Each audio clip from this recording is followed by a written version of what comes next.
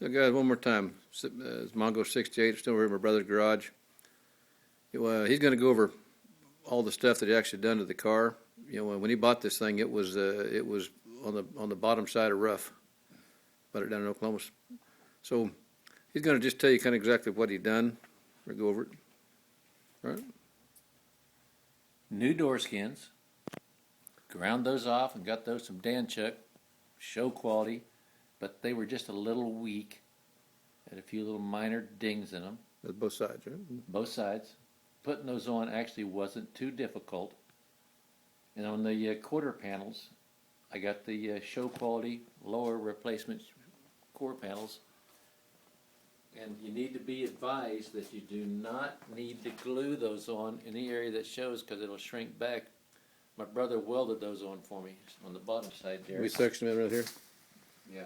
Yeah, they're sectioned in right here in the And they made the seam up here. I did glue those, but the trim is going to cover that seam right there. So if there is a mirror image, it won't be seen. But this was a quarter patch panel that went That's in and correct. sectioned right above the Here. rear end of it, yeah, or the All wheel. the way down there, yeah. Because I know on my 55, on my quarter panels, I put the bottom part of on there, and all the guys were saying you'd be able to see where I glued it. And fortunately, there was the trim covered that seam because you could actually see where it was, where that glue was. You know, it had. I don't know why it does that, but it doesn't. But they also patched the other quarter panel. So on the door skins, even though I bought the show quality, when I put those on, brother welded them on the inside, of course, they still required some of the patch Bondo. These were not ready just to prime and paint, even though I bought the show quality. They still had little minor inconsistencies, which required the little patching Bondo, not the heavy stuff. And a You just don't gazillion put 'em on and hours go. of sanding. Block sanding only. And see, he used single stage on this, and it's it's how the car is prepped, and if you get enough paint on it, you can sand it back, and then they look real nice. I put 7 coats of paint on this, and I've already started buffing the top back. The DA is real important for the 2500 and 3000 grit also. There won't be any lines in this. This is just a rough buff right here with the 3M medium cut. After you've used a 3000 grit, you do not need to use the rough cut. And this is everything you can do in a garage. He's got his fenders painted, his hood painted.